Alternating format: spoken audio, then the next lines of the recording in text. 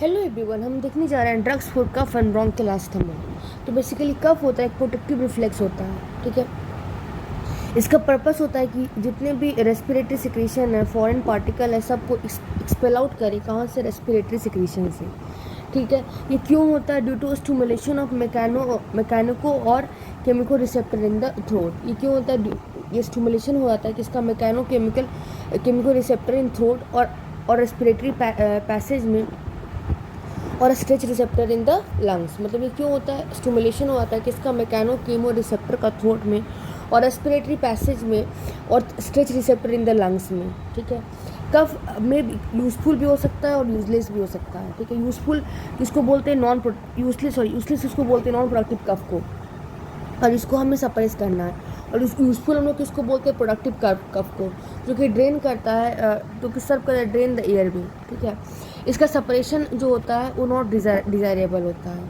ये हार्मफुल हो सकता है except may even be harmful except जबकि amount of expectoration achieve this small comparable to effort of, मतलब ये हार्मफुल हो सकता है मतलब एक्सेप्ट कब? जब एक्सपेक्टेशन जो होता है वो कम हो, ठीक है ना, कंपेयर टू द मतलब जितना इफर्ट करें हम लोग कंटिन्यूसली कफिंग में, ठीक है। जो कॉमनेस्ट काउस है एक्यूट कफ का, वो लास्ट करता है less than 3 week and is the respiratory viral infection. जो कॉमनेस्ट काउस है एक्यूट कफ का जो कि लास्ट करता है 3 वीक से कम, वो किस में होता है? रेस्पिरेटरी वायरल इन्फेक्शन में होता है, ठीक है ना। और कफ जो ट्रीटेड में भी ट्रीटेड है symptom that non specific therapy. तो कफ क्या प्रोटेक्टिव रिफ्लेक्स है। ये इससे क्या होता है? Respiratory secretion of foreign particle air passage से बाहर निकलता है। ये क्यों होता है? There is stimulation of mechano और केमिको रिसेप्टर इन थ्रोट और रेस्पिरेटरी पैसेज में या stretch receptor in the lungs में। कफ यूजफुल भी हो सकता है, यूजलेस भी हो सकता है। यूजलेस या फिर नॉन प्रोडक्टिव कफ को सप्रेस किया जाता है। Useful productive cough serve to drain the air भी, ठीक है ना। अगर हम लोग ड्रग्स पर कफ देखेंगे, कफ के लिए ड्रग्स की अगर हम लोग बात करते हैं तो उसमें क्या क्या आता है? देयर इज फेरेंजियल डेम्यूलेसेंट्स, ठीक है ना। फेरेंजियल डेम्यूलेसेंट्स होता है, इसमें आता है लोरेंजेस, सिरप्स, ग्लिसरीन, लाइक्यूरिस, ठीक है। Lozenges, syrup, glycerine, liquorice. तो फेरेंजियल डेमोलिशन में कौन कौन आता है? लोजेंजेस आता है, सिरप आता है, ग्लिसरीन आता है, लिक्यूरिस आ जाता है। एक्सपेक्टोरेंस में क्या आता है? मतलब म्यूकोकाइनेटिक्स। एक में होता है सिक्रेशन इनहैंसर, एक में होता है म्यूकोलाइटिक्स। एक्सपेक्टोरेंस में क्या होता है? म्यूकोकाइनेटिक्स में एक होता है सिक्रेशन इनहैंसर, एक होता है म्यूकोलिटिक्स। सिक्रेशन इनहैंसर में होता है पोटेशियम सिट्रेट, पोटेशियम आयोडाइड, ग्वाइनी फेनेसिन, ठीक है ना, टोल्यूबैल्सम, ठीक है ना, वैस्का, अमोनियम क्लोराइड। म्यूकोलाइटिक में होता है ब्रोमहेक्सिन, एम्ब्रोक्सोल, ठीक है ना, एसिटाइल सिस्टीन, कार्बोसिस्टीन। तो क्या क्या होता है? Bromhexine, ambroxol, acetyl cysteine and carbocisteine. और एंटीटसिम में होता है that is the cough centre. Antitussive में कप सेंटर सप्रेसेंट होता है, जिसमें एक होता है ओपियाइड, एक होता है नॉन ओपोइड, एक होता है एंटीहिस्टामिन। ओपोइड में क्या है? कोडीन है, इथाइल मॉर्फिन है, फोल कोडीन है, ठीक है। कोडीन है, इथाइल मॉर्फिन है और फोल कोडीन है। और नॉन ओपोइड में नॉस्कैपिन है, डेक्स्ट्रोमिथोपेन है और क्लोरफेनिनोल है। एंटीहिस्टामिन में क्या है? क्लोरफिनारामीन, डाइफिनारामीन एंड प्रोमिथाजिन, ठीक है। ये एंटीडेसिव कफ सेंटर, इसको हम लोग जिसको बोलते हैं कफ सेंटर सप्रेसेंट। इसमें ओपोइड्स भी आता है, नॉन ओपियोइड्स आता है और एंटीहिस्टामिन्स आता है। ओपोइड्स में कोडीन आता है, इथाइल मॉर्फिन आता है और फोल कोडीन आ जाता है। नॉन ओपोइड में नॉस्कैपिन आ जाता है, डेक्स्ट्रोमेथोर्फेन आ जाता है, देन क्लोफेनडियानोल आ जाता है। एंटीहिस्टामिन में क्लोरफेनारामीन, डाइलफेनारामीन और प्रोमिथाजिन। और एडजुवेंट एंटीटसिव में आता है ब्रोंकोडायलेटर, साल्बुटामिल एंड ट्रेब्यूटालिन। अब हम लोग देखने जा रहे हैं डेम्यूलेसेंट एंड एक्सपेक्टोरेंस।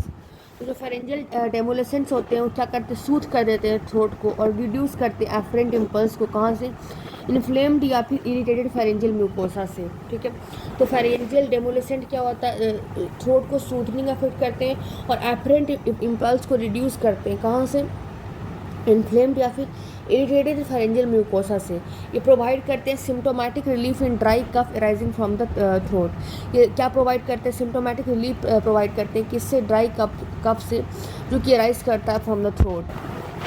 तो क्या फेरेंजियल डिमुलेशन जो होता है थ्रोट को सूथिंग प्रॉपर्टी प्रोड्यूस करता है, एफरेंट इम्पल्स को रिड्यूस कर देता है इन्फ्लेम्ड और इरिटेटेड फेरेंजियल म्यूकोसा से, और ये प्रोवाइड करता है सिम्टोमेटिक रिलीफ को, कहाँ से, ड्राई कप्स जो कि थ्रोट से आ रहा है।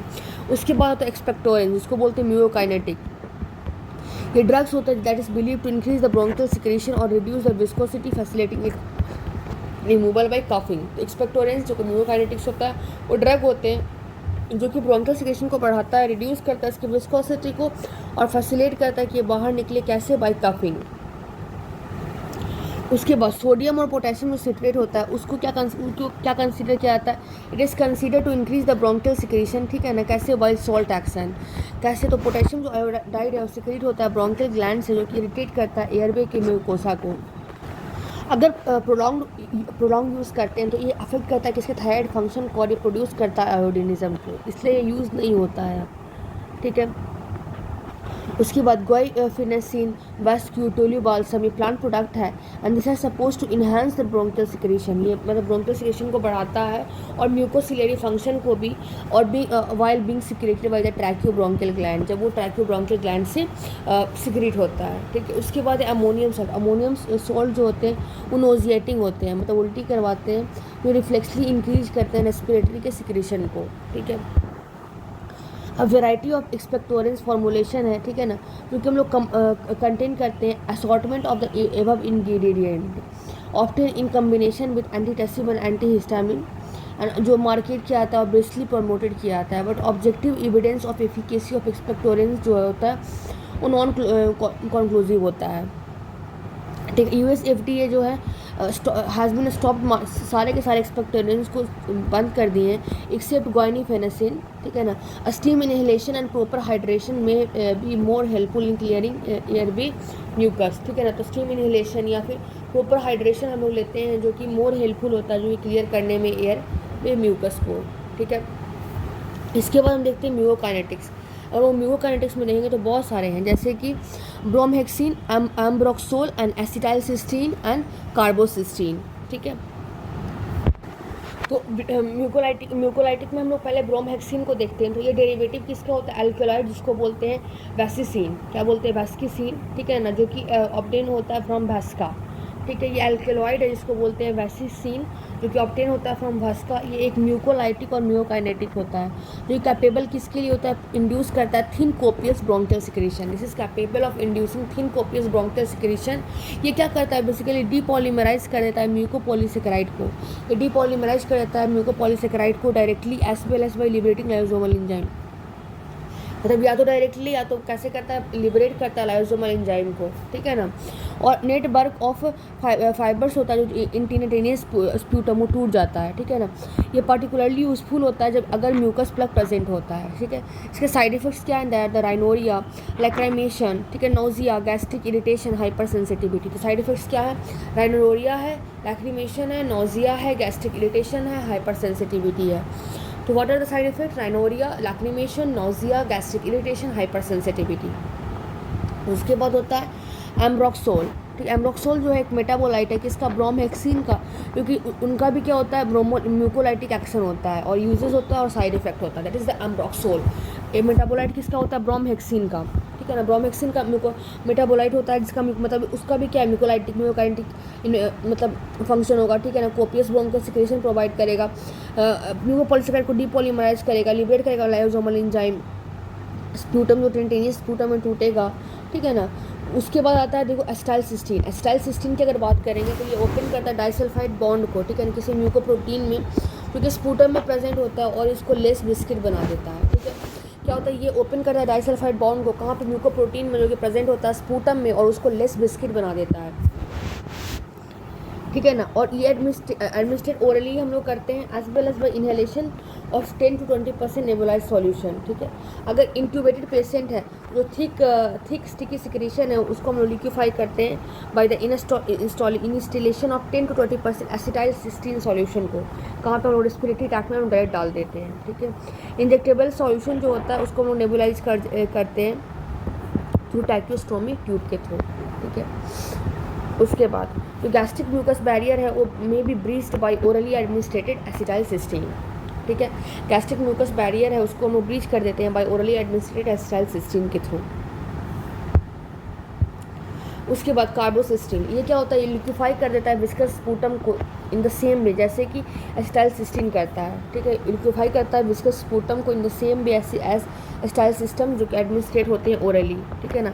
कुछ पेशेंट होते हैं जो क्रॉनिक ब्रोंकाइटिस के होते हैं, उन्होंने शो किया क्या टू बेनिफिट, ठीक है ना। ये ब्रेक कर देते हैं, may break the gastric mucus barrier, ठीक है ना, इसलिए ये कॉन्ट्रा इंडिकेटेड होते हैं पेप्टिक अल्सर डिजीज़ में। साइड इफेक्ट क्या होते हैं, गैस्ट्रिक डिस्कम्फर्ट एंड रैसेस, ठीक है।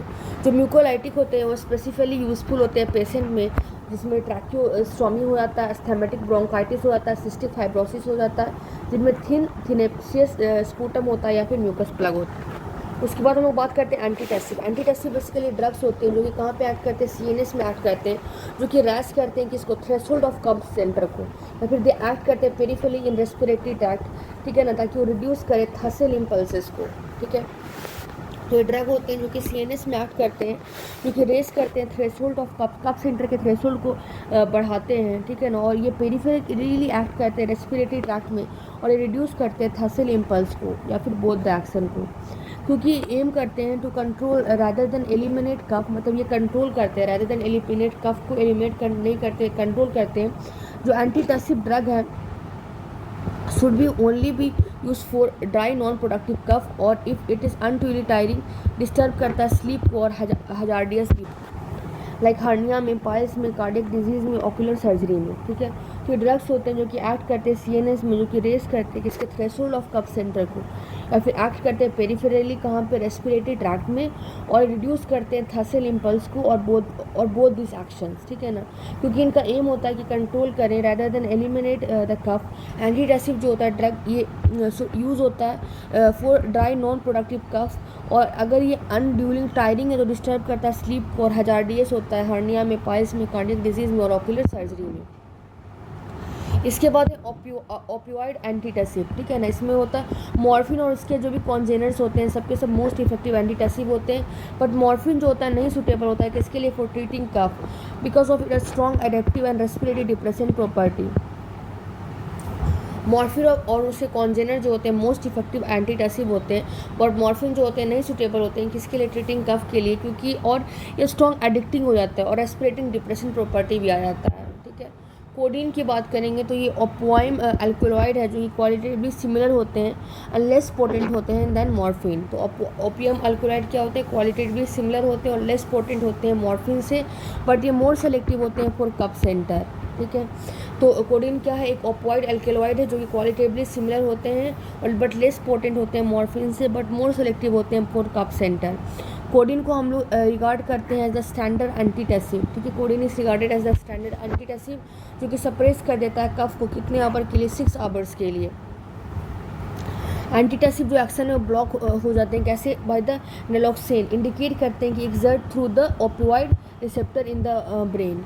ये that is the certain opioid congener antitussive action जो होता है can be dissociated from the analgesic and indicating action. ये इंडिकेट करता है रिसेप्टर को mediating the two action are not identical. Abuse liability जो होता है लो होता है बट प्रेजेंट होता है। कॉन्स्टिपेशन इसका चीफ ड्रॉबैक होता है, हायर डोज पर रेस्पिरेटरी डिप्रेशन एंड ड्रॉजीनेस होता है चिल्ड्रन में। ड्राइविंग इम्पेयर होता है लाइक मॉर्फिन, ये कॉन्ट्रा इंडिकेटेड होता है एस्थेमेटिक्स में और patient with diminished respiratory reserve, ये should be avoided in the children. उसके बाद होता है इथाइल मॉर्फिन, ये क्लोजली रिलेटेड होता है कोडीन से, इसको बोलते हैं मिथाइल मॉर्फिन, और होता है एंटीटेसिव, ठीक है। Respiratory depression property like is believe to be less constipating, मतलब respiratory property depression property like ये होता है बट ये लेस कॉन्स्टिपेटिंग होता है। उसके बाद नॉन एपॉइड एंटीटेसिव, इसको बोलते हैं नॉस्केपिन, दैट इज द नार्कोटिन। तो जो नार्कोटिन होते हैं ओपियम एल्केलॉइड है, ठीक है ना, किसका, बेंजोसोक्लिनॉल सीरीज का, जो कि डिप्रेस कर देता है कफ को, ठीक है ना। बट कोई भी नार्कोटिक, एनाल्जेसिक और डिपेंडेंस इंड्यूसिंग प्रॉपर्टी नहीं होता है। तो ओपियम एल्केलॉइड क्या होता है, बेंजिक्विनोन सीरीज का होता है जो कि डिप्रेस करता है कफ को, बट इसमें कोई भी नार्कोटिक, एनाल्जेसिक और डिपेंडेंस इंड्यूसिंग प्रॉपर्टी नहीं होता है। ये नियरली इक्विपोटेंट एंटीटेसिव होते हैं जैसे कि कोडिन होते हैं, ठीक है ना। और स्पेशली कहाँ पे, इन स्पास्मोडियल कफ, ठीक है। हेडेक और नोसिया होता है साइड इफेक्ट, ठीक है ना। ये रिलीज़ करता है हिस्टामिन को और प्रोड्यूस करता है ब्रोंको कंस्ट्रिक्शन इन अस्थेमेटिक। उसके बाद आता है डेक्स्ट्रोमेथॉर्फेन। ये क्या है, एक synthetic central NMDA receptor antagonist है। ये डी आइसोमर है जिसका एंटीटेसिव एक्शन होता है, वाइल एल आइसोमर होता है उसका एनाल्जेसिक होते हैं। डेक्स्ट्रोमेथॉर्फिन जो होता है डिप्रेस नहीं करता है mucociliary function of airway mucosa को, और पर्टिकुलर डिवॉइड होता है कॉन्स्टिपेशन एक्शन को। वो कंसीडर इसको नॉन एडिक्टिंग को बोलते हैं, जो कुछ साइड एब्यूज़र है इसको इंडल्ज इन इट। उसके बाद क्लोरफेनिनोल सेंट्रली एक्टिंग एंटीटेसिव होते हैं, इनमें वीक एंटीहिस्टामिनिक होते हैं, एंटीकोलिनर्जिक होते हैं और लोकल एनेस्थेटिक प्रॉपर्टी होते हैं। ऑनसेट ऑफ एक्शन स्लोअर होते हैं और ड्यूरेशन लॉन्गर होता है, ठीक है। साइड इफेक्ट क्या है, dryness of mouth, vertigo and irritability.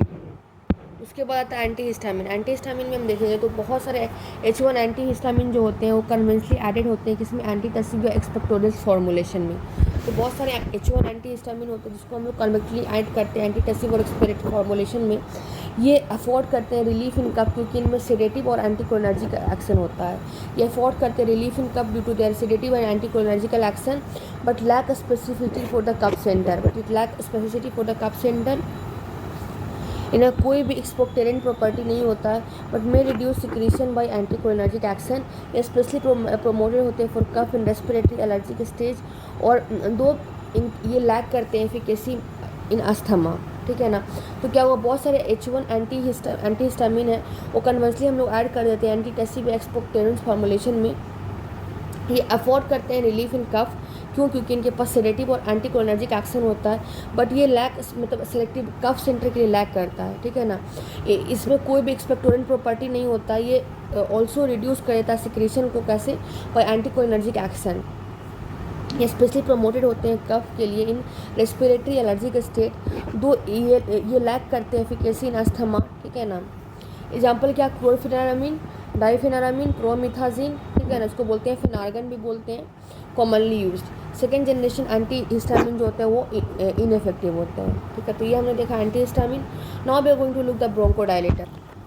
तो जो ब्रोंकोस्पाज्म वो इंड्यूस कर देता है एग्रीवेट कफ को, ठीक है ना। जब स्टिमुलेशन होता है पल्मोनरी रिसेप्टर का, ट्रिगर कर देता है both cough and bronchoconstriction को, ठीक है। तो ब्रोंकोस्पाज्म क्या इंड्यूस करता है या एग्रीवेट करता है कफ को, और स्टिमुलेशन होता है पल्मोनरी रिसेप्टर को तो ट्रिगर कर देता है बोथ कफ को और ब्रोंको कंस्ट्रिक्शन को, स्पेशली इंडिविजुअल जिनमें ब्रोंकियल की हाइपर एक्टिविटी होती है, ठीक है। ब्रोंकोडायलेटर रिलीव करता है कफ को इन इंडिविजुअल में और इम्प्रूव करता है इफेक्टिवनेस ऑफ कफ, कैसे, in clearing secretion by increase surface area बढ़ा देता है, increasing surface velocity of air flow during the act of coughing, ठीक है ना। यूज होता है only when element of bronchoconstriction present होता है और नॉट रूटीनली। इनके fix dose combination with antitussive not satisfactory होता है क्योंकि because of the differences in the time course of action of the component and liability of indiscriminate. मतलब bronchodilator क्या bronchospasm होता है इंड्यूस कर देता है या फिर एक्टिवेट कर देता है कफ को, ठीक है ना।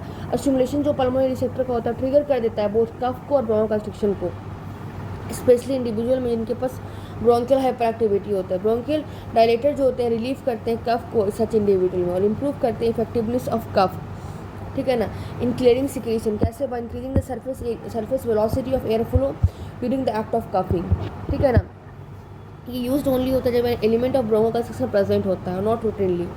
Fix dose combination with antitussive not satisfactory होता है क्योंकि difference of the time action of the time course of action of component and liability for indiscriminate age, ठीक है ना। फिक्स डोज कम्बिनेशन की बात करें जो सेंट्रली एक्टिंग एंटीटेसिव होते हैं जैसे ब्रोंकोडायलेटर या फिर एंटीहिस्टामिन होते हैं, तो उनको बैन किया गया है इंडिया में but many are still marketed, ठीक है ना।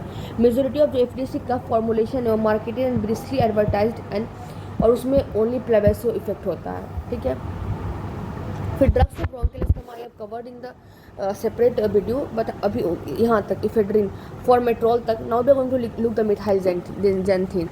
तो हम लोग देखे जा रहे हैं methyl of action of methylxanthines. तो methyl of mechanism of action, अगर हम मैकेनिज्म ऑफ एक्शन की बात करें तो 3 डिस्टिंक्ट सेलुलर एक्शन है जिसका मिथाइलजैंथीन का डिफाइन किया गया है। सबसे पहले A is the release of calcium +2 का release from the sarcoplasmic reticulum specially in the skeleton and cardiac muscle. तो सबसे पहले क्या हुआ कि release of calcium plus two from sarcoplasmic retinaculum, specially कहाँ से, स्केलेटन और कार्डियक मसल में, स्पेशली कहाँ पे, in skeleton muscle and in cardiac muscle. And after that there is inhibition of phosphodiesterase PDE, जो कि डिग्रेड करता है किसको, साइक्लिक न्यूक्लियोटाइड को इंट्रासेलुलरली। ठीक है, देयर इज इनहिबिशन ऑफ फॉस्फोडाइएस्ट्रेस, जो कि डिग्रेड करता है साइक्लिक न्यूक्लियोटाइड को इंट्रासेलुलरली। क्या बोल रहा है, देयर इज इनहिबिशन ऑफ फॉस्फोडाइएस्ट्रेस, जो कि डिग्रेड कर देता है साइक्लिक न्यूक्लियोटाइड को इंट्रासेलुलरली। ठीक है, तो एटीपी है या फिर जीटीपी है, उसमें उस पर क्या वर्क किया, एडिनाइल साइक्लेज या फिर गोनाइल साइक्लेज। क्या वर्क किया, एडिनाइल साइक्लेज, गोनाइल साइक्लेज, और वो चेंज हुआ साइक्लिक एएमपी में और साइक्लिक जीएमपी में। ठीक है, उसके बाद फॉस्फोडाइएस्ट्रेस हुआ, उसने चेंज किया 5 एएमपी में और 5 जीएमपी में। ठीक है ना, तो अगर हम लोग इनहिबिट कर देंगे फॉस्फोडाइएस्ट्रेस को, ठीक है ना, ये तो ये क्या कर देगा, डिग्रेड कर देगा साइक्लिक न्यूक्लियोटाइड को इंट्रासेलुलरली। तो यही बोल रहा है। ओके, तो मैकेनिज्म ऑफ एक्शन क्या है, तो एक तो क्या हमने देखा कि कैल्शियम प्लस 2 को sarcoplasmic retinaculum specially skeletal muscle और कार्डियक मसल से नहीं रिलीज कर देने देता है। देन द इनहिबिशन ऑफ फॉस्फोडाइएस्ट्रेस, जो कि डिग्रेड कर देता है साइक्लिक न्यूक्लियोटाइड को इंट्रासेलुलरली। कॉन्सिक्वेंसली क्या होता है, द कंसंट्रेशन जो साइक्लिक न्यूक्लियोटाइड का होता है वो बढ़ जाता है। ठीक है ना, ब्रोंकोडाइलेशन, कार्डियक स्टिमुलेशन, वैसोडाइलेशन वो आकर होता है, और मीडिएटर रिलीज इनहिबिटेड होता है जब कार्डियक सीएमपी लेवल राइज कर जाता है in bronchial cardiac vascular smooth muscle and inflammatory cell. ठीक है ना, तो कंसंट्रेशन जो होता है साइक्लिक न्यूक्लियोटाइड का वो बढ़ जाता है, और ब्रोंकोडाइलेशन, कार्डियक स्टिमुलेशन, वैसोडाइलेशन अकर होता है। क्या होता है, ब्रोंकोडाइलेशन, कार्डियक स्टिमुलेशन, वैसोडाइलेशन अकर होता है, और मीडिएटर रिलीज इनहिबिटेड होता है जब साइक्लिक एएमपी लेवल जो होता है राइज करता है bronchial cardiac vascular smooth muscles में और इनहिबिटरी सेल में। ठीक है, तो क्या बोल रहा है, कॉन्सिक्वेंसली जो कंसंट्रेशन होता है साइक्लिक न्यूक्लियोटाइड को बढ़ जाता है, ब्रोंकोडाइलेशन होता है, कार्डियक स्टिमुलेशन हुआ है, मतलब क्योंकि साइक्लिक न्यूक्लियोटाइड बढ़ जाएगा ना, क्योंकि ये इसमें चेंज नहीं हो रहा है।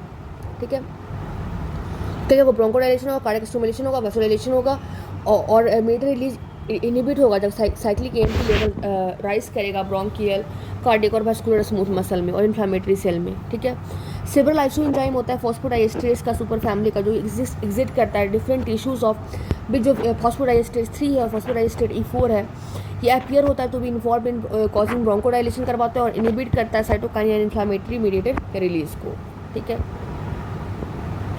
उसके बाद there is blockage of adenosine receptor. ठीक है, सी में क्या 3 मैकेनिज्म हम देखने जा रहे थे, तो there is blockage of adenosine receptor, जिसको और जो एडिनोसिन होता है वो एक्ट करता है लोकल मीडिएटर इन CNS। ठीक है, तो ब्लॉकेज ऑफ एडिनोसिन रिसेप्टर मतलब क्या होता है, एडिनोसिन जो होता है एक्ट करता है as a local mediator in CNS और CVS में भी और अदर ऑर्गन्स में भी। ठीक है ना, एडिनोसिन जो होता है कॉन्ट्रैक्ट करता है स्मूथ मसल को, स्पेशली ब्रोंकियल को। ठीक है ना, डायलेट कर देता है सेरेब्रल ब्लड वेसल को, डिप्रेस कर देता है कार्डियक पेसमेकर को, और इनहिबिट करता है गैस्ट्रिक सिक्रीशन को। ठीक है ना, मिथाइल जैंथिन जो होता है प्रोड्यूस करता है अपोजिट इफेक्ट को। तो सी में क्या हुआ, there is blockage of adenosine receptor. ठीक है ना, एडिनोसिन जो होता है एक्ट करता है लोकल मीडिएटर कहाँ पे, CNS में, CVS में और अदर ऑर्गन में। और एडिनोसिन जो होता है कॉन्ट्रैक्ट करता है स्मूथ मसल को, स्पेशली किसके, ब्रोंकियल को, डायलेट कर देता है सेरेब्रल ब्लड वेसल को, डिप्रेस कर देता है कार्डियक पेस मेकर को, और इनहिबिट कर देता है गैस्ट्रिक सिक्रेशन को। और मिथाइल जैंथिन जो होता है प्रोड्यूस करता है उसके अपोजिट इफेक्ट को। तो क्या देखा, ब्लॉकेज ऑफ एडिनोसिन रिसेप्टर में एडिनोसिन जो होता है एक्ट करता है लोकल मीडिएटर को, कहाँ पे, CNS में, CVS में, ऑर्गन में। एडिनोसिन जो होता है कॉन्ट्रैक्ट कर देता है स्मूथ मसल को, स्पेशली ब्रोंकियल मसल को, डायलेट कर देता है सेरेब्रल ब्लड वेसल को, डिप्रेस कर देता है कार्डियक पेसमेकर को, और गैस्ट्रिक सिक्रेशन को इनहिबिट कर देता है। और मिथाइल जैंथिन जो होता है प्रोड्यूस करता है अपोजिट इफेक्ट। उसके बाद इसके बाद ये भी है कि जो ए एक्शन जो कैल्शियम प्लस 2 सार्कोप्लाज्मिक रेटिनाकुलम वाला जो ने पढ़ा था, वो एक्सर्ट करता है जब कंसंट्रेशन हायर होता है, तब थ्योरेपेटिक प्लाज्मा कंसंट्रेशन जो कि 5 से 20 माइक्रोग्राम पर ml है of caffeine and theophylline. Action B और सी जो होता है एक्सर्ट होता है जब कंसंट्रेशन इन थ्योरेपेटिक रेंज होता है। ठीक है ना, उसमें जब हायर रहेगा और अपीयर टू कंट्रीब्यूट टू, और फिर उससे क्या होगा, ब्रोंकोडाइलेशन होगा। जो रेस्ट CMP लेवल है इन्फ्लामेटरी सेल में, ठीक है ना, क्या करता है, एटीन्यूएट कर देता है मीडिएटर के रिलीज को और प्रमोट कर देता है इओजनोफिल एपोप्टोसिस को, जो कि ऐड करता है therapeutic effect of theophylline in asthma. Adenosine A1 receptor antagonism है considered responsible for cardiac arrhythmia करवाता है, सीजर करवाता है और अकरिंग इन थियोफाइलिन टॉक्सिसिटी। अब हम देखने जा रहे हैं थियोफाइलिन के बारे में। Theophylline basically well absorb orally अच्छे से एब्जॉर्ब होता है। रेक्टल एब्जॉर्प्शन जो सुपोस्टीरियर की होता है वो इरिटेटिक होता है। ठीक है ना, ये डिस्ट्रीब्यूटेड सारे टिश्यूज में होते हैं, क्रॉस करता है प्लासेंटा को, मिल्क में सिक्रेट होता है, प्लाज्मा प्रोटीन बॉन्ड होता है, और they are extremely metabolized in liver by demethylation and oxidation, primarily किसके थ्रू, C/P1A2 के थ्रू। ठीक है ना, उसके बाद तो क्या क्या देखा, थियोफाइलिन जो होता है बेल एब्जॉर्ब कहाँ पे होता है, ओरली होता है, रेक्टल एब्जॉर्प्शन सुपोस्टेरी में होता है जो कि इरेटिक, ठीक है ना। इसका डिस्ट्रीब्यूशन सारे के सारे टिश्यूज़ में होता है, प्लासेंटा को क्रॉस करता है, मिल्क में सिक्रीट होता है, ठीक है ना। प्लाज्मा 50% जो प्लाज्मा प्रोटीन बाउंड होता है एक्सटेंसिवली मेटाबोलाइज होता है लीवर में बाई डीमिथाइलेशन। ओनली 10% जो होता है एक्सक्रीट होता है अनचेंज इन द यूरिन, ठीक है। एलिमिनेशन रेट ऑफ थियोफाइलिन जो होता है वैरी करता है एज के साथ, ठीक है। थेरेपेटिक कंसंट्रेशन में टी हाफ जो अडल्ट का होता है, ये सब इंपॉर्टेंट नहीं है, बस ये याद होगा कि थियोफाइलिन जो होता है या इंपॉर्टेंट है बट फॉर नाउ अभी इतना ही करते हैं कि थियोफाइलिन जो बेल एब्जॉर्ब होता है ओरली में, ठीक है ना। एक्टल एब्जॉर्प्शन फ्रॉम सुपोस्टेरी इरिटेटिक होता है, डिस्ट्रीब्यूशन सारे सारे टिश्यू में होता है, ठीक है ना। कैसे मेटाबोलाइज होता है बाय द डीमिथाइलेशन और ऑक्सीडेशन कैसे होता है CYP1A2 से, ठीक है ना। उसके बाद इसका एडवर्स इफेक्ट देखेंगे। जो थियोफाइलिन होते हैं उनके नैरो मार्जिन ऑफ सेफ्टी होते हैं, ठीक है। थियोफाइलिन ऐसे narrow margin of safety, dose dependent toxicity जो होता है स्टार्ट करता है from upper part of therapeutic concentration range, ठीक है। तो थियोफाइलिन क्या होता है, नैरो मार्जिन ऑफ सेफ्टी होता है, डोज डिपेंडेंट जो टॉक्सिसिटी होता है स्टार्ट करता है upper part of therapeutic concentration range से। एडवर्स जो इफेक्ट होता है primarily refer to GIT, CNS और CVS, ठीक है। तो थियोफाइलिन क्या नैरो मार्जिन ऑफ सेफ्टी होता है, मतलब कम सेफ्टी की मार्जिन होता है, डोज डिपेंडेंट टॉक्सिसिटी स्टार्ट करता है from the upper part of therapeutic concentration range, ठीक है। तो डोज डिपेंडेंट टॉक्सिसिटी कहाँ से स्टार्ट करता है, upper part of therapeutic concentration range. Adverse effect जो होता है प्राइमरली रिलेटेबल होता है GIT में, CNS में और CVS में। हेडेक जो होता है, नर्वसनेस और नोजिया जो होता है उनके अर्ली सिम्टम होते हैं। चिल्ड्रन जो होते हैं मोर लेवल होते हैं टू डेवलप CNS। जो इरिटेंट प्रॉपर्टी होता है थियोफाइलिन का, रिफ्लेक्टेड किस में होता है, गैस्ट्रिक पेन में विद ओरल। रेक्टल इन्फ्लामेशन होता है किस में, सुपिस्टरी, और पेन होता है at the site of intramuscular injection.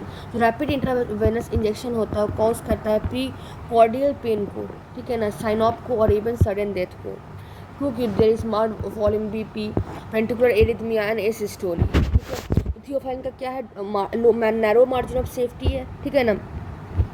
Dose dependent toxicity होता है, सब हमने देख लिया ना। उसके बाद अब थियोफाइलिन का लोग इंटरेक्शन देखते हैं, ठीक है ना।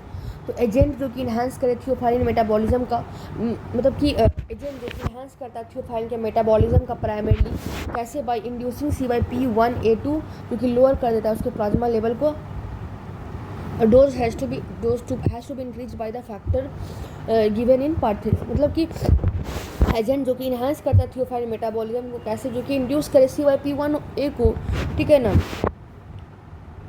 ओके, तो कौन कौन से फैक्टर इंक्रीज करते हैं, तो smoking, phenytoin, rifampicin, phenobarbitone, charcoal broiled meat meal. और कौन इनहिबिट करते हैं थियोफाइलिन के मेटाबॉलिज्म को और इंक्रीज करते हैं उनके plasma, erythromycin, ciprofloxacin, cimetidine, oral contraceptive, allopurinol, ठीक है। थियोफाइलिन जो होता है इन्हांस कर देता है इफेक्ट किसका, ये इंपॉर्टेंट है कि थियोफाइलिन किसका इन्हांस करता है इफेक्ट को, फिरोसामाइड को, सिम्पैथोमिमेटिक को, डिजिटालिस को, ओरल एंटीकोगुलेंट को और हाइपोग्लाइसेमिक्स को। तो थियोफाइलिन किसके इन्हांस कर देता है इफेक्ट को, फिरोसामाइड को, सिम्पैथोमिमेटिक्स को, डिजिटालिस को, ओरल एंटीकोगुलेंट्स को, हाइपोग्लाइसेमिक को। और थियोफाइलिन डिक्रीज किससे कर देता है effect of phenytoin and lithium के। हम लोग यूजेस देखते हैं, यूजेस अगर हम लोग देखेंगे तो इसका यूजेस आता है ब्रोंकियल अस्थमा में और COPD में। थियोफाइलिन क्या करवाता है, ब्रोंकोडाइलेशन करवाता है, एज वेल एज डिक्रीज करता है release of inflammatory mediator, inflammatory mediator को रिलीज करता है, ब्रोंकोडाइलेशन करवाता है, इंप्रूव करता है म्यूकोसिलरी क्लियरेंस को, क्या करता है, इंप्रूव म्यूकोसिलरी क्लियरेंस को, स्टिमुलेट करता है रेस्पिरेटरी ड्राइव को, और एगुमेंट करता है डायफ्राम की कॉन्ट्रैक्टिबिलिटी को, ठीक है ना। इनके सेवरल लिमिटेशन भी होते हैं, जैसे कि पुअर टॉलरेंस होता है, नैरो सेफ्टी मार्जिन होता है, एफिकेसी कम होता है, वाइड इंडिविजुअल वेरिएबिलिटी होता है, बिकॉज ऑफ विच इसका यूज़ जो है डिक्लाइन किया गया है, ठीक है ना। सस्टेन रिलीज थियोफाइलिन जो होता है ओकेजनली एम्प्लॉय होता है माइल्ड टू मॉडरेटरी सीवियर अस्थमा में एज एन एडजुवेसेंट ड्रग, स्पेशली क्योंकि पेशेंट जिसमें नॉक्टर्नल अस्थमा हो, ठीक है ना। अगर इट इज़ मोर यूजफुल होता है COPD में और ऑफ्टन एडेड होता है टू द अदर ड्रग, ठीक है ना। यूज़ ऑफ इंट्रावीनस जो एमाइलोफाइलिन होता है इन अस्थमेटिक एस्थेटिकस जो कि ऑटोमोडेड हो गया। फिर और कहाँ पे यूज़ होता है, that is use in apnoea in premature infants, ठीक है ना। थियोफाइलिन जो होता है रिड्यूस कर देता है फ्रीक्वेंसी को और ड्यूरेशन ऑफ एपिसोड हो किसमें, एपनोइया में, जो कि अकर होते हैं सम प्री टर्म इन्फेंट्स में, ठीक है ना, जो कि होता है in the first few week of life. Closely monitored oral और आईवी ट्रीटमेंट इम्प्लॉय होता है फॉर 1 to 3 वीक। तो यहाँ पे बेसिकली क्या बोल रहा है कि ब्रोंकियल अस्थमा और सीओपीडी में क्या है, तो थियोफाइलिन जो होता है ब्रोंकोडाइलेशन करता है और डिक्रीज करता है रिलीज ऑफ इन्फ्लेमेटरी मेडिएटर को, इंप्रूव करता है म्यूकोसिलरी क्लियरेंस को, स्टिमुलेट करता है रेस्पिरेटरी ड्राइव को और एगोमेंट करता है डायफ्राम की कॉन्ट्रैक्टिबिलिटी को। हाउएवर इनके सीवियर लिमिटेशंस होते हैं, जैसे पुअर टॉलरेंस होता है, नैरो सेफ्टी मार्जिन होता है, लोअर एफिकेसी होता है, वाइड इंडिविजुअल वेरिएबिलिटी होता है, क्योंकि बिकॉज ऑफ विच इसका यूज़ जो है वो डिक्लाइन कर दिया गया है। सस्टेन रिलीज जो होता है थियोफाइलिन का ओकेजनली एम्प्लॉय होता है किसमें, mild to moderately severe asthma में, ठीक है ना, एज एन एडोवेजेंस ड्रग, ठीक है ना, स्पेशली पेशेंट जिनमें नॉक्टर्नल अस्थमा होते हैं। ये मोर यूजफुल होते हैं सीओपीडी में और often added to the drug.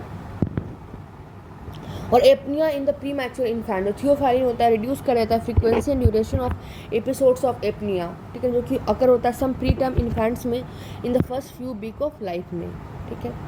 उसके बाद एंटीकोलिनर्जिक ड्रग, जो एट्रोपेनिक ड्रग होता है वो कॉज करता है ब्रोंकोडाइलेशन किसको, बाय ब्लॉक करके M3 receptor mediated cholinergic constrictor tone को।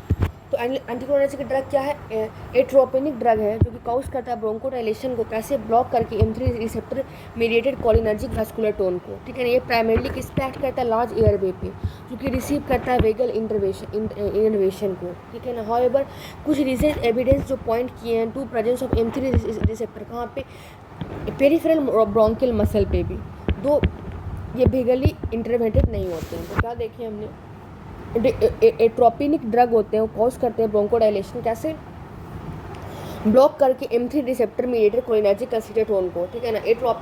एट्रोपिनिक ड्रग जो होते हैं क्या कॉज करते हैं ब्रोंकोडाइलेशन, कैसे ब्लॉक करके M3 receptor mediated cholinergic constrictor tone को, क्या ब्लॉक करते हैं M3 receptor mediated cholinergic constrictor tone को। ये एक्ट प्राइमरीली कहाँ पे करते हैं, लार्जर एयरवे में करते हैं, जो कि रिसीव करते हैं वैगल इनर्वेशन को, ठीक है। कुछ रिसेंट एविडेंस पॉइंट किए हैं कि presence of M3 receptor peripheral bronchial muscles पे भी, दो ये वेगली इंटरवेनेटेड नहीं होते हैं। यहाँ पे दिया गया है बीटा 2 एगोनिस्ट, ये छोटे छोटे ब्रोंकियल मसल पे एड्रेनर्जिक रिसेप्टर होते हैं और M3 बड़े बड़े वाले पे, ठीक है, लिखा भी होगा। Primary site of bronchodilator action of inhaled adrenergic beta 2 agonist and inhaled anticholinergic, जो साल्ब्यूटामोल होते हैं रिलैक्स करते हैं ब्रोंकियल मसल को, इप्राट्रोपियम ब्लॉक करते हैं bronchoconstriction mainly in the larger airway, ठीक है। तो एंटीकोलिनर्जिक ड्रग में ये देखा। उसके बाद अभी हम लोग देखेंगे उसके बारे में फुल ऑन।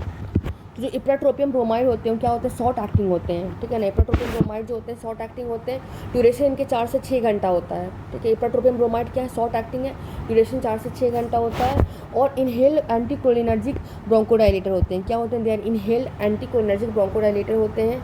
पर ट्यूट्रोपियम ब्रोमाइड जो होते हैं लॉन्ग एक्टिंग होते हैं, ठीक है ना। और अगर हम लोग एरिसोल के फॉर्म में एडमिनिस्ट्रेट करवाते हैं तो प्रोड्यूस करते हैं minimal anti muscarinic side effect due to poor systemic absorption, ठीक है। जब हम इनको एडमिनिस्ट्रेट करते हैं एज एरोसोल तो प्रोड्यूस करते हैं minimal anti muscarinic side effect, क्यों, due to poor systemic absorption. Anticholinergic जो होता है लेस इफिकेसियस होता है than the inhale beta 2 sympathomimetic in bronchial asthma, ठीक है। एंटीकोलिनर्जिक जो होते हैं वो लेस इफिकेसियस होते हैं किसके कारण, than the inhale beta 2 sympathomimetic bronchial asthma में। हाउएवर जो पेशेंट होते हैं एस्थमेटिक ब्रोंकाइटिस से, सीओपीडी से, ठीक है ना, साइकोजेनिक अस्थमा से रिस्पॉन्ड करते हैं बेटर टू एंटीकोलिनर्जिक, ठीक है ना।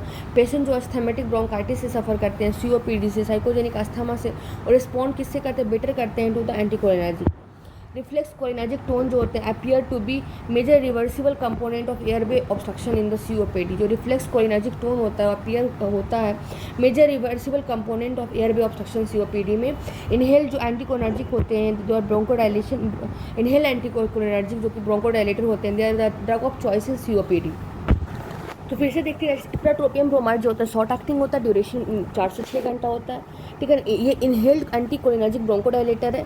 भाई जो ट्यूट्रोपियम ब्रोमाइड है लॉन्ग एक्टिंग है 24 आवर्स, और ये एडमिनिस्ट्रेट करता है एस एरोसोल जो कि प्रोड्यूस करता है minimal anti muscarinic side effect, क्योंकि इनमें पुअर सिस्टमिक एब्जॉर्प्शन होता है। एंटीकोलिनर्जिक जो होते हैं लेस इफेक्सियस होते हैं then inhale beta 2 sympathomimetic in bronchial asthma. However जो पेशेंट होते हैं एस्थमेटिक ब्रोंकाइटिस का, सीओपीडी का, साइकोजेनिक अस्थमा को और रिस्पॉन्ड करते हैं बेटर टू एंटीकोलिनर्जिक, ठीक है ना। किसके किसके पेशेंट, अस्थमेटिक ब्रोंकाइटिस का, सीओपीडी का, साइकोजेनिक अस्थमा का, ठीक है ना। रिफ्लेक्स कोलिनर्जिक टोन जो होता है अपीयर होता है to be major reversible component किसका, एयरवे ऑब्स्ट्रक्शन इन सीओपीडी, ठीक है। इनहेल्ड एंटीकोलिनर्जिक जो होते हैं वो ब्रोंकोडायलेटर होते हैं, चॉइस इन सीओपीडी, ठीक है। उसके बाद जो ट्यूट्रोपियम होते हैं वो rated more effective than ipratropium in COPD. जो ट्यूट्रोपियम होते हैं ज़्यादा अच्छा होते हैं than ipratropium in COPD, more suitable for severe cases, ठीक है।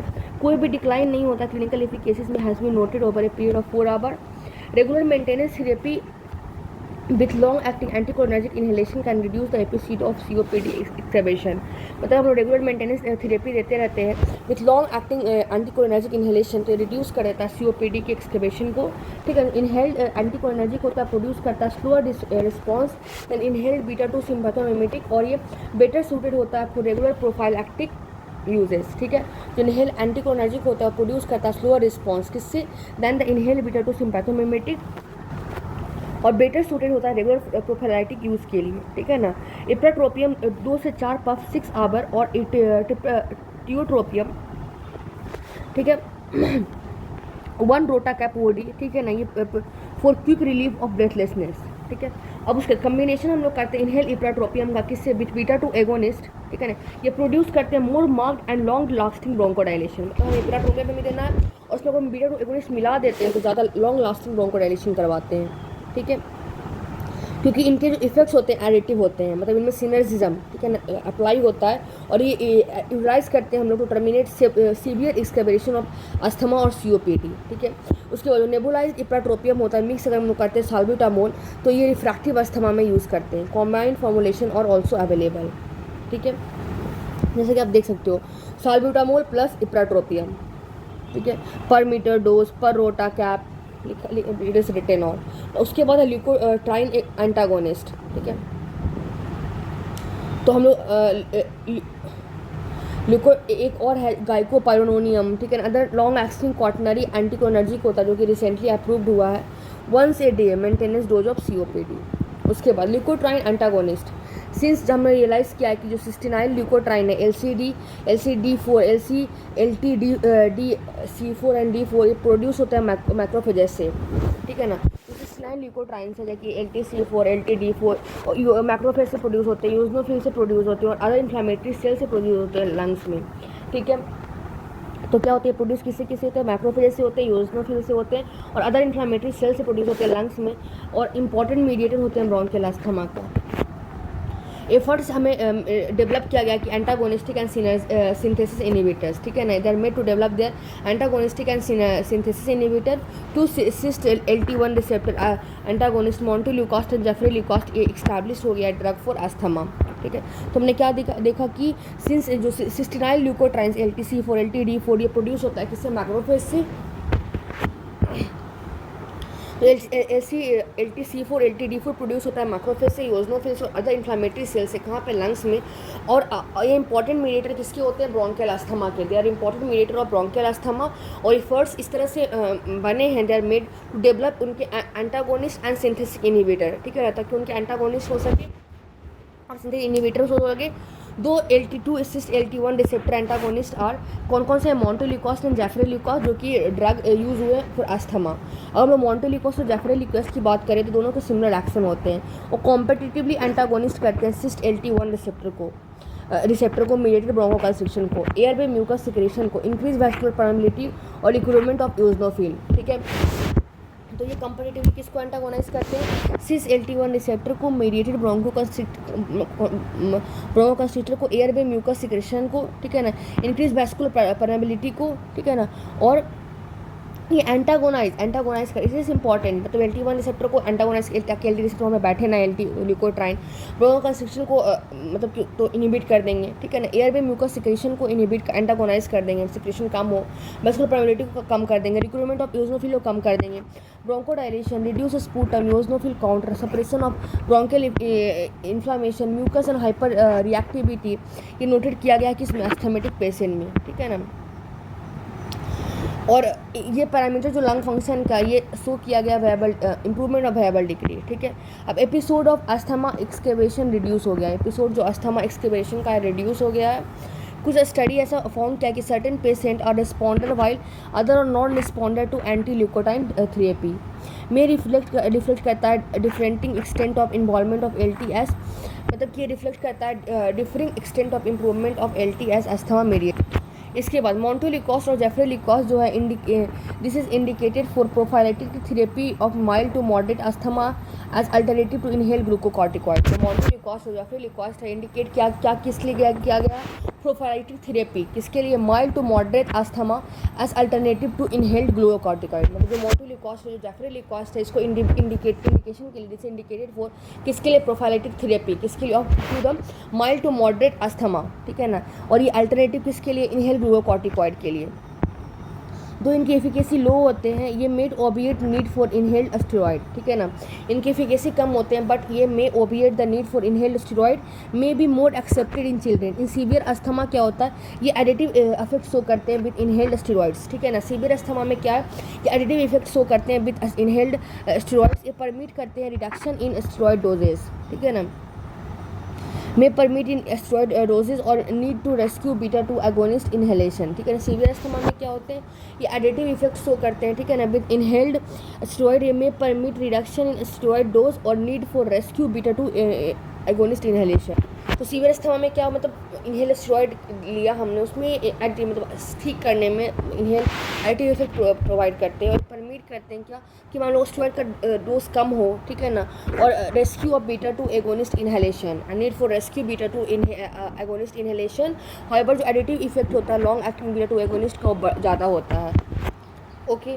अब मोंटोलिकॉस्ट और जेफ्रेलिकॉस्ट जो है not used for treating asthma episode, ठीक है ना। मोंटोलिकॉस्ट जेफ्रेलिकॉस्ट में अस्थमा एपिसोड के लिए ट्रीट नहीं यूज़ करते हैं।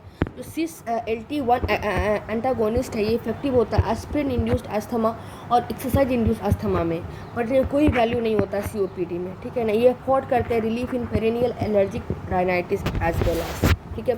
तो जो सिस्ट LT1 जो एंटागोनिस्ट है इफेक्टिव होते हैं किसमें एस्पिरिन इंड्यूस्ड अस्थमा में और एक्सरसाइज इंड्यूस्ड अस्थमा में, बट ये कोई वैल्यू नहीं होता इनका COPD में। ये अफोर्ड करते हैं relief in perennial allergic rhinitis as well. After this both montelukast और जेफ्रेलिकॉस्ट होते हैं वेरी सेफ ड्रग होते हैं, प्रोड्यूस करते हैं few side effect like abdominal pain, headache and rashes, ठीक है। यूजनोफिलिया और नेप्रोपैथी जो होता है इनफ्रीक्वेंट होता है और few case of Churg Strauss syndrome that is vasculitis with eosinophilia reported. मतलब तो बोथ मोंटोलिकॉस्ट और जेफ्रेलिकॉस्ट है बहुत सेफ ड्रग है, प्रोड्यूस करते हैं लेस साइड इफेक्ट, ठीक है ना, जैसे abdominal pain, headache and rashes. Eosinophilia और न्यूरोपैथी इनफ्रीक्वेंट है, ठीक है ना।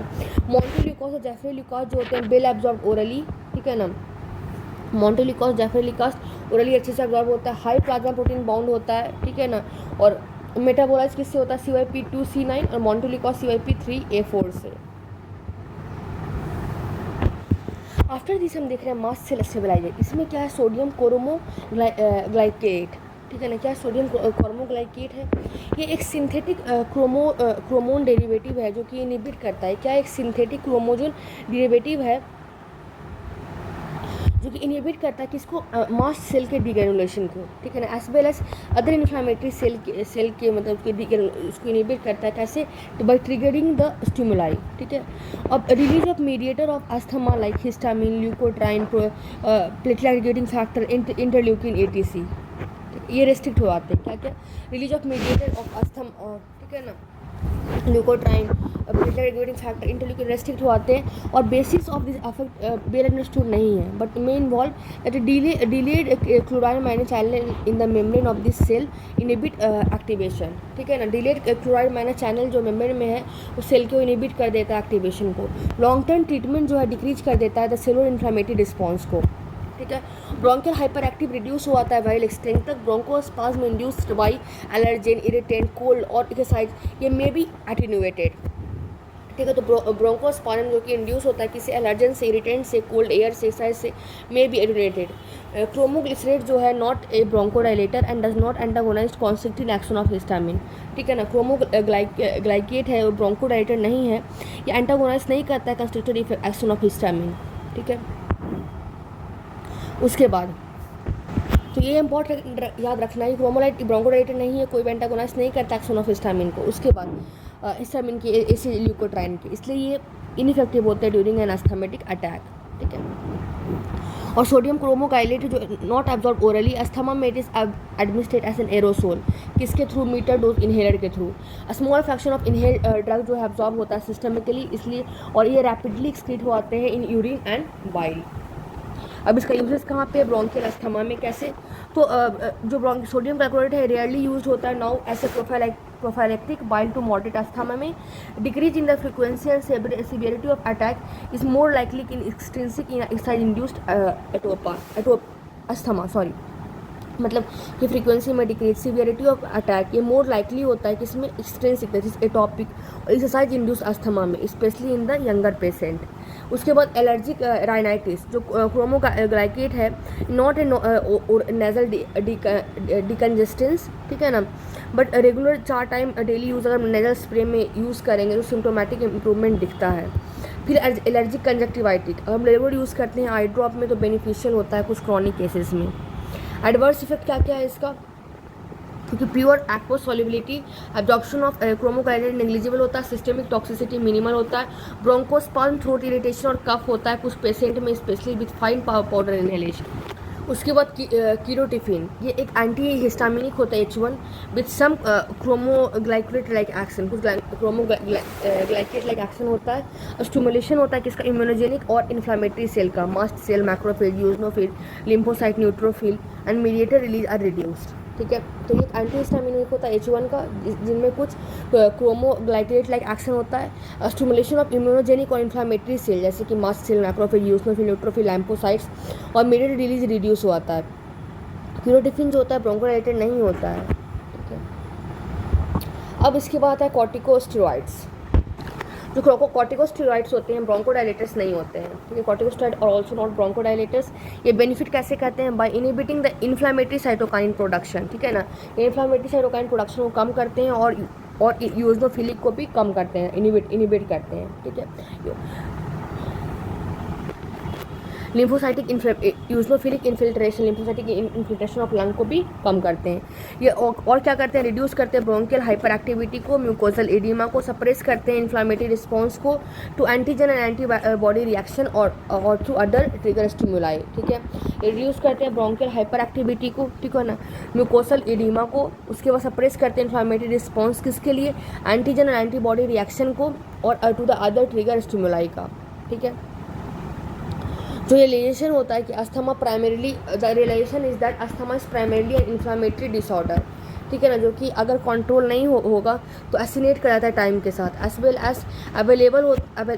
As availability of inhale corticosteroid जो कि प्रोड्यूस करता है फ्यू साइड इफेक्ट को, ये लीड कर देता है to early production and more extensive use of glucocorticoid in asthma.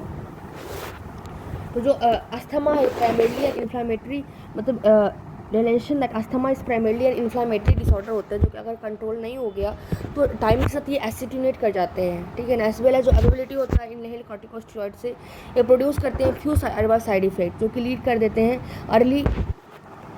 Corticosteroid जो होता है अफोर्ड करता है more complete and sustain asymptomatic relief than bronchodilator. जो कॉर्टिकोस्टेरॉइड होता है वो अफोर्ड करता है क्या, more complete and sustain symptomatic relief, जिसके ब्रोंकोडाइलेटर से एंड अदर ड्रग्स से। इंप्रूव करते हैं एयर फ्लो को, रिड्यूस करते हैं अस्थमा एक्सेसरेशन को और में इन्फ्लुएंस करते हैं एयरवे के रीमॉडलिंग को, रिटार्ड करते हैं डिजीज़ की प्रोग्रेशन को।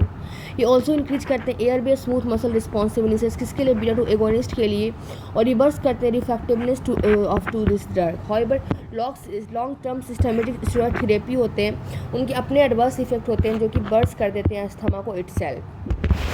तो क्या हो गया, कॉर्टिकोस्टेरॉइड में जो ग्लूकोकॉर्टिकॉइड होते हैं ब्रोंकोडाइलेटर्स नहीं होते हैं। ये बेनिफिट कैसे करते हैं, by inhibiting the inflammatory cytokine production को, यूजनोफिल लिम्फोसिटिक इन्फिल्ट्रेशन ऑफ लंग्स में, रिड्यूस करते हैं ब्रोंकियल हाइपर एक्टिविटी को, म्यूकोसल एडिमा को, और सप्रेस करते हैं इन्फ्लामेटरी रिस्पॉन्स किसके लिए, टू एंटीजन एंटीबॉडी रिएक्शन को, और ट्रिगर करते हैं अदर स्टिमुलाई को, ठीक है ना। ये रियलाइजेशन के अस्थमा जो है प्राइमरीली इन्फ्लामेटरी डिसऑर्डर है, अगर ये कंट्रोल नहीं हो गया तो एसिटिनेट करता है टाइम के साथ। एज वेल एज अवेलेबिलिटी जो होता है इनहेल कॉर्टिकोस्टेरॉइड का जो कि प्रोड्यूस करते हैं फ्यू साइड इफेक्ट को that lead too early introduction and more extensive use of glucocorticoid in asthma, ठीक है ना। मतलब जो इनहेल स्टेरॉइड है, few adverse side effect produce करता है, तो ये लीड कर देता है कि early introduction and more extensive use of glucocorticoid in asthma. Corticosteroid जो है वो अफोर्ड करते हैं क्या, more complete and sustain symptomatic relief, ठीक है ना, then bronchodilator and other drug. ये इंप्रूव करते हैं एयर फ्लो को, रिड्यूस करते हैं अस्थमा एक्सकर्वेशन को, में इंड्यूस करते हैं एयर रीमॉडलिंग को, रिटार्ड करते हैं डिजीज़ के प्रोग्रेशन को, ऑल्सो इंक्रीज करते हैं airway smooth muscle responsibility to beta agonist, और रिवर्स करते हैं रिफ्रैक्टिबिलिटी ऑफ दिस ड्रग को। हाउएवर लंबे समय तक स्टेरॉइड थेरेपी इसके अपने एडवर्स इफेक्ट है और अस्थमा से भी बोर्सन कंडीशन आ जाता है। अब हमने देख रहे हैं सिस्टमेटिक कॉर्टिकोस्टेरॉइड थेरेपी, ठीक है। सिस्टमेटिक स्टेरॉइड थेरेपी जो है वो रिजॉर्ट होते हैं to in the asthma under the following two situation. तो सिस्टमिक स्टेरॉइड थेरेपी जो होते हैं अस्थमा में अंडर टू सिचुएशन में काम करते हैं। एक है सीवियर क्रॉनिक अस्थमा और एक है स्टैटस अस्थमेटिकस या फिर एक्यूट अस्थमा एक्सकर्वेशन एंड सीओपीडी, ठीक है ना। सीवियर क्रॉनिक अस्थमा जो होते हैं नॉट कंट्रोल होते हैं बाय ब्रोंकोडायलेटर एंड आईसीएस, ठीक है ना। सीवियर जो क्रॉनिक अस्थमा होते हैं नॉन कंट्रोल्ड होते हैं बाय ब्रोंकोडायलेटर एंड आईसीएस। और जब फ्रीक्वेंट रिकरेंस होता है ऑफ इंक्रीजिंग सीवियरिटी जो कि स्टार्ट होता है प्रेडनिसोल 20 to 60 मिलीग्राम, ठीक है ना, और equivalent daily attempt dose reduction after 1 to 2 week of good control and finally try shifting the patient on to an ICS, ठीक है। ओनली फ्यू पेशेंट रिक्वायर करता है long term oral steroid in them dose should be kept at minimal, ठीक है ना। तो severe chronic asthma में क्या है, दैट इज ये कंट्रोल नहीं होते ब्रोंकोडायलेटर से और आईसीएस से, और वेन जब वहाँ पे frequent recurrence of increase severity increasing है, ठीक है ना, तब सीवियर समय कंट्रोल नहीं होते किससे, ब्रोंकोडायलेटर से या फिर इनहेल्ड कॉर्टिकोस्टेरॉइड से, ठीक है। और जब ये when there are frequent recurrence of, जब सीवियरिटी बढ़ने लगती है तो हम लोग स्टार्ट करते हैं किससे, प्रेडनिसोल कितना 20 to 60 मिलीग्राम और इक्विवेलेंट डेली, और अटेम्प्ट करते हैं dose reduction after 1 to 2 week of good control, और फाइनली हम लोग शिफ्ट कर देते हैं patient on to a inhalational corticosteroid. और ओनली ए फ्यू पेशेंट होते हैं जिनको मतलब लॉन्ग टर्म ओरल स्टेरॉइड चाहिए होता है, और इनमें क्या होता है जो डोज जो होते हैं हम उसको मिनिमम रखते हैं, ठीक है ना। और अगर पेशेंट को लॉन्ग टर्म ग्लूकोकॉर्टिकॉइड थेरेपी देना है तो देयर इज हम अल्टरनेटिव ट्रीटमेंट देते हैं जिसमें इम्यूनो सप्रेशन देते हैं, जैसे मिथोट्रेक्सेट और साइक्लोस्पोरिन दोनों देते हैं। अब सेकेंड होता है status asthmaticus, that is the acute asthma exacerbation. तो अस्थमेटिक अटैक होता है वो नहीं रिस्पॉन्ड करता है टू इंटेंसिव ब्रोंकोडायलेटेड थेरेपी। जो अस्थमेटिक अटैक होता है नहीं रिस्पॉन्ड करता है किसके लिए, इंटेंसिव ब्रोंकोडायलेटेड थेरेपी, जो स्टार्ट करते हैं with high dose of rapidly acting that is IV glucocorticoid with generally acting, जो कि जनरली एक्ट करता है 6 to 24 आवर्स में, और शिफ्ट करते हैं हम oral therapy for 5 to 7 day, discontinue करते हैं एब्रप्टली और टैपर रेडियली। तो स्टेटस अस्थमेटिकस क्या है, इसको बोलते हैं एक्यूट अस्थमा एक्सकर्वेशन। अस्थमेटिक अटैक जो होता है नहीं रिस्पॉन्ड करता है किस पे, इंटेंसिव ब्रोंकोडायलेटर थेरेपी पे हम लोग इसलिए स्टार्ट करते हैं high dose of rapidly acting that is the glucocorticoid, जो कि जनरली एक्ट करता है 6 से 24 घंटे में। हम लोग शिफ्ट कर देते हैं ओरल थेरेपी 5 से 7 घंटे में, उसके बाद डिसकंटिन्यू कर देते हैं तुरंत।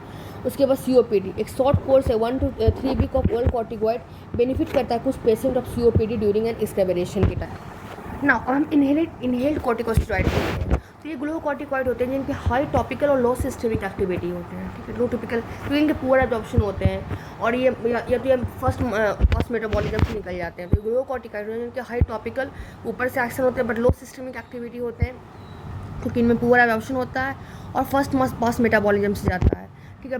ब्लेक्लोमेथासोन, डाइप्रोपायोनेट, ठीक है ना, ब्यूडोसोनाइड, ठीक है ना, फ्यूटिकासोन एंड सिसेसोनाइड, ये कॉमनली यूज आईसीएस हैं। कौन कौन से, ब्लेक्लोमेथासोन, ठीक है, डाइप्रोप्रोनिएट, ब्यूडेसोनाइड, फ्लूटिकासोन और ciclesonide commonly used inhaled corticosteroid है, क्योंकि एयरवे इन्फ्लेमेशन प्रेजेंट होता है अर्ली माइल्ड डिजीज में as well, and bronchial remodelling start developing from the beginning, ठीक है ना, क्योंकि एयरवे इन्फ्लेमेशन प्रेजेंट होता है in early mild disease as well, और bronchial remodelling start developing from the beginning. ये ऐसे बोला जाता है advocate that ICS should be the step 1 for all the asthmatic patient, ठीक है ना। तो मतलब कि चूँकि एयरवे इन्फ्लेमेशन प्रेजेंट हो रहा है सारे के सारे माइल्ड डिजीज़ में, ब्रोंकियल रीमॉडलिंग में स्टार्ट कर जाता है डेवलपिंग फ्रॉम द बिगिनिंग, इसलिए हम लोग आईसीएस को स्टेप 1 और for all the asthmatic patient हम लोग देते हैं। हाउएवर करेंटली आईसीएस जो है not considered necessary for the all patient with mild and episodic asthma, but अभी ऐसे मतलब कि आईसीएस सबके लिए जरूरत नहीं होते हैं, इंडिकेटेड होते हैं only in the persistent asthma, जब inhale beta two agonist required almost daily और the disease is not only episodic, ठीक है ना। ये इंडिकेट होते हैं सारे के सारे परसिस्टेंस अस्थमाटिक पेशेंट में जब inhale beta two agonist required almost daily requirement हो आती है, या फिर डिजीज जो होते हैं एपिसोडिक नहीं होते हैं, ठीक है।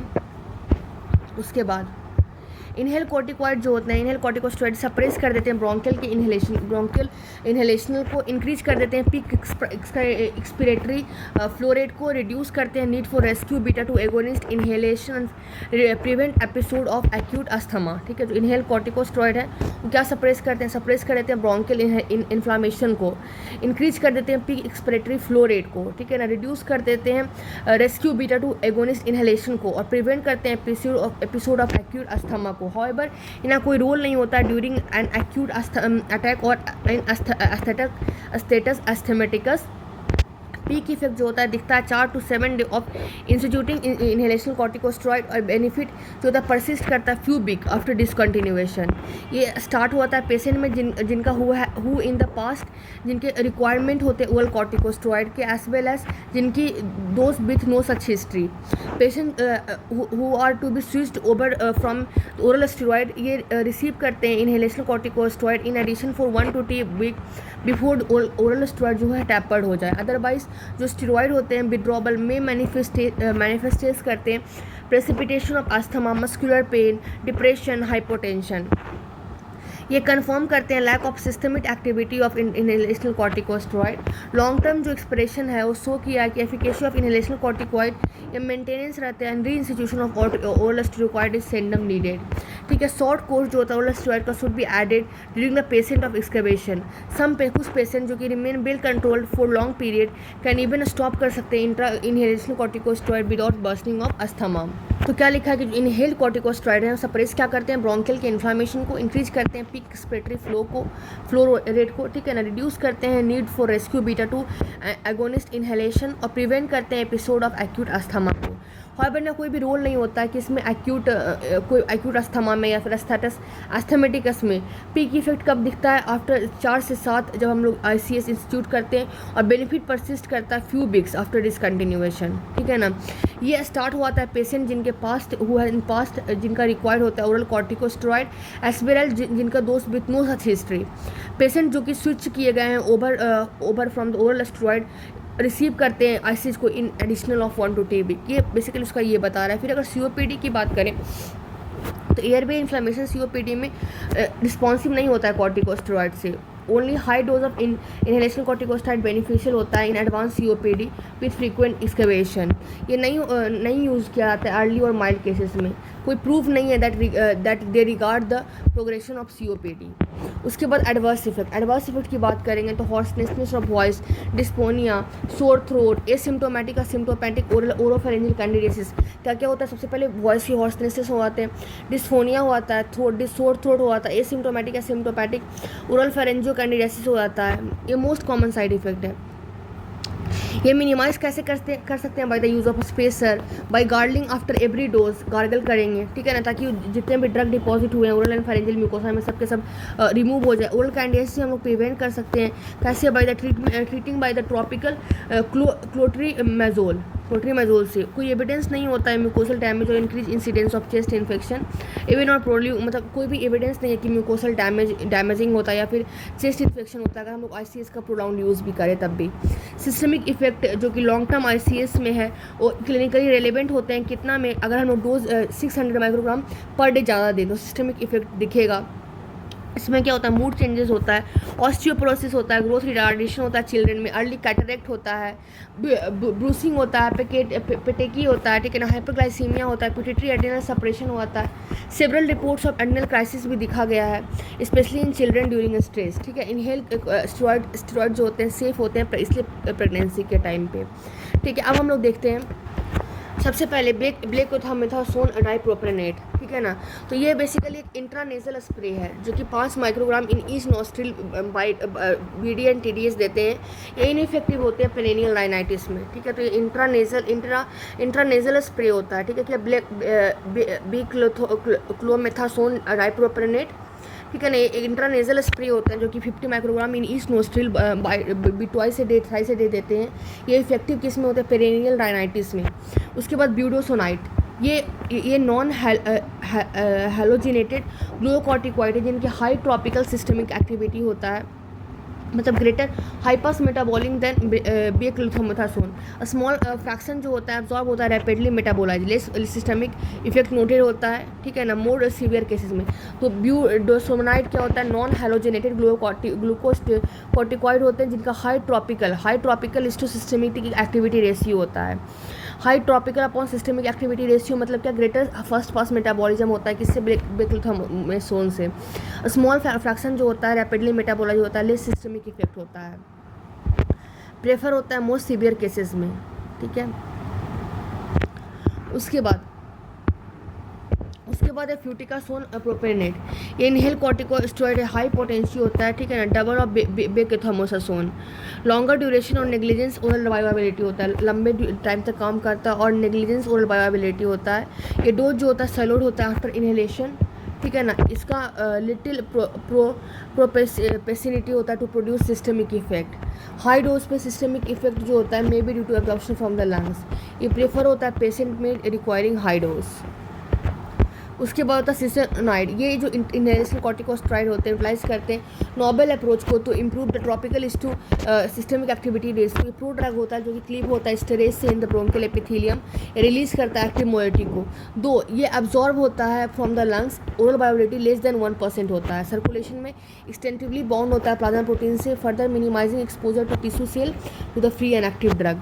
डोज जो होता है ICS का डिपेंड करता है अपॉन द पर्टिकुलर कंपाउंड, इसके फॉर्मुलेशन पे, मतलब मिड डोज इनहेलेशन पे हो रहा है और डाई पाउडर इनहेलेशन पे, और सिवियरिटी ऑफ अस्थमा पे, ठीक है।